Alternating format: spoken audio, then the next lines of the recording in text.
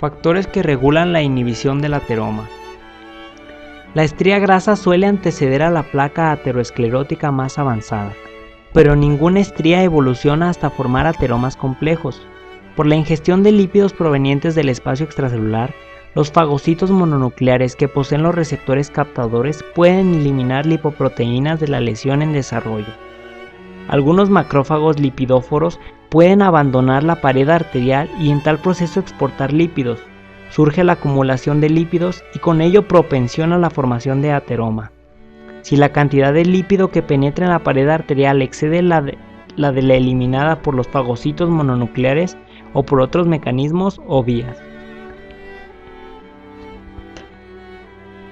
La exportación por parte de fagocitos pudiera constituir una respuesta a la sobrecarga local de lípidos en la lesión en evolución. Otro mecanismo, el transporte inverso de colesterol, mediado por lipoproteínas de alta densidad, HDL, quizá constituya una vía independiente para la eliminación de lípidos desde el ateroma. Dicha transferencia de colesterol desde la célula a la partícula HDL entraña la participación de moléculas de superficie celular especializadas, como los transportadores de secuencias de unión a trifosfato de adenosina, ATP. ABCA1, que es el gen mutado de la enfermedad de Tangier, se caracteriza por niveles muy bajos de HDL. Transfiere colesterol de las células a las partículas de HDL incipientes y ABCG1 a las partículas maduras. Dicho transporte inverso de colesterol, mediado por los transportadores ABC, permite que la HDL cargada con colesterol lo expulse a los hepatocitos al unirse al receptor beta-1 captador u otros receptores. El hepatocito metaboliza el esterol hasta la forma de ácidos biliares que pueden ser excretados.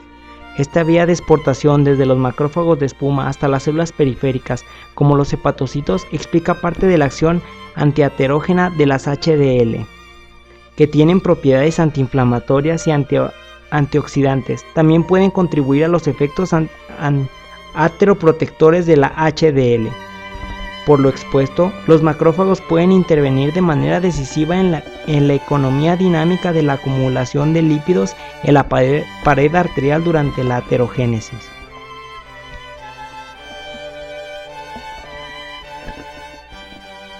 Algunas células de espuma lipidóforas dentro de la lesión expansiva de la íntima mueren. Algunas células de espuma pueden morir como consecuencia de la apoptosis, es decir, la muerte celular programada. Esta desaparición de los fagocitos mononucleares hace que se forme un centro con abundante lípido que a menudo ha sido llamado centro necrótico, como en las placas de aterosclerosis establecidas. Los macrófagos cargados con lipoproteínas modificadas pueden elaborar citocinas y factores de crecimiento que más adelante enviarán señales de alguno de los fenómenos celulares en complicación de la lesión. La acumulación de los macrófagos lipidóforos caracteriza a la estría grasa, en tanto que la acumulación de tejido fibroso formado por la matriz extracelular es el signo característico de la lesión aterosclerótica más avanzada. Las células de músculo de fibra lisa sintetizan la mayor parte de la matriz extracelular de la lesión aterosclerótica compleja. Diversos factores de crecimiento o citocinas elaborados por fagocitos mononucleares estimulan la proliferación de células de músculo de fibra lisa y la producción de matriz extracelular. Las citocinas identificadas en la placa, que incluyen interleucina 1 o factor de necrosis tumoral alfa, inducen la producción local de factores de crecimiento que comprenden formas del factor de crecimiento derivado de plaquetas, los factores de crecimiento fibroblásticos y otros más que a veces contribuyen a la evolución de la placa y a complicaciones. Otras citocinas, en particular el interferón gamma, derivado de las células T activadas intralesionales, limitan la síntesis de formas intersticiales de colágeno por parte de las células del músculo de fibra lisa. Los ejemplos mencionados ilustran de manera en que la aterogénesis comprende una mezcla compleja de mediadores que en el balance final constituyen los que rigen las características de lesiones particulares. La llegada de células de músculo de fibra lisa y la elaboración de la matriz extracelular por parte de ellas quizá constituya una transición crítica con la cual surge una lesión fibrograsa en vez de la simple acumulación de células de espuma provenientes de macrófagos. Por ejemplo, El factor de crecimiento del derivado de plaquetas, elaborada por las plaquetas, macrófagos y las células endoteliales activadas, estimula la migración de células de músculo de fibra lisa que normalmente viven en la túnica media y de ahí a la íntima. Los factores de crecimiento y citocinas mencionados, producidas en forma local, pueden estimular la proliferación de células de músculo liso residentes en la íntima y también los que han migrado desde la media. Entre otros mediadores, el factor transformador de crecimiento beta puede estimular la producción de colágeno intersticial por parte de las células musculares lisas. Estos mediadores no solo se originan en las células vasculares o leucocitos vecinos, lo que es la vía parácrina, sino también en algunos casos en la propia célula que responde al factor, o la vía autócrina.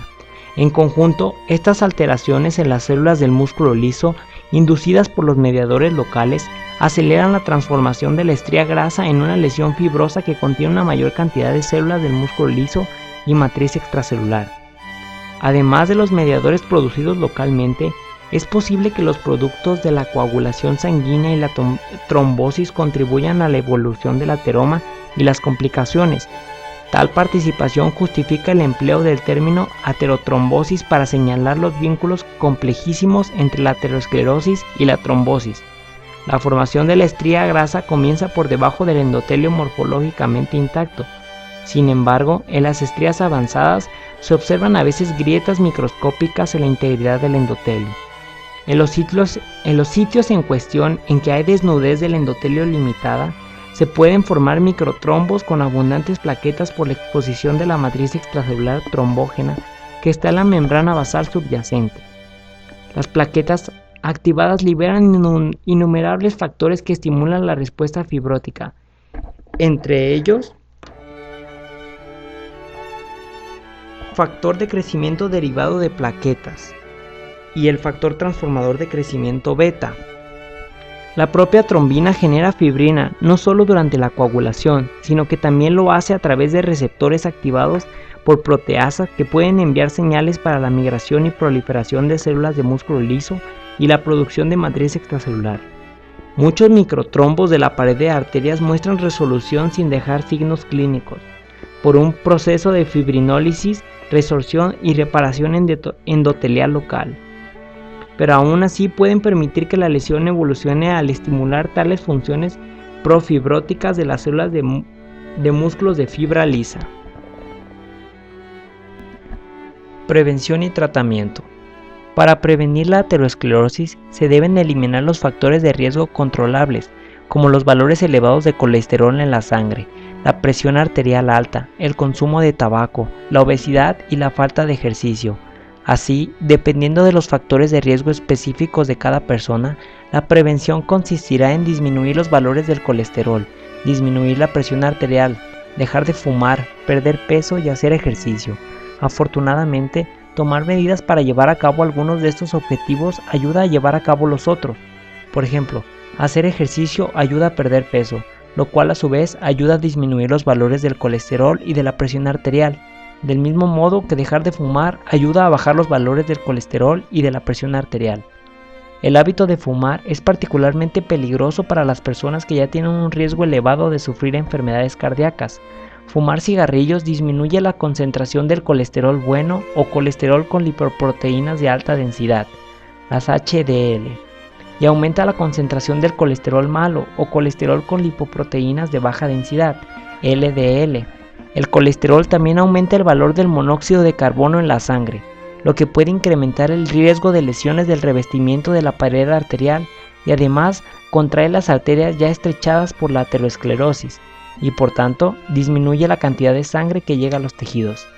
Por otra parte, fumar aumenta la tendencia de la sangre a coagularse, lo que incrementa el riesgo de enfermedad arterial periférica, enfermedad de las arterias coronarias, ictus y obstrucción de un injerto arterial tras una intervención quirúrgica. El riesgo que tiene un fumador de desarrollar una enfermedad de las arterias coronarias está directamente relacionado con la cantidad de cigarrillos que fuma a diario. Las personas que dejan de fumar tienen la mitad del riesgo de los que siguen fumando, con independencia de cuánto hayan fumado antes de abandonar el hábito. Dejar de fumar también disminuye el riesgo de muerte tras una cirugía de revascularización coronaria, un bypass o de un infarto. También disminuye la incidencia de enfermedades en general y el riesgo de muerte en pacientes con aterosclerosis en arterias distintas de las que alimentan el corazón y el cerebro. En definitiva, el mejor tratamiento para la aterosclerosis es la prevención. Cuando la aterosclerosis se vuelve lo suficientemente grave como para causar complicaciones, se deben tratar las complicaciones mismas, como lo son angina de pecho, infarto, arritmias, insuficiencia cardíaca, insuficiencia renal, ictus u obstrucción de las arterias periféricas.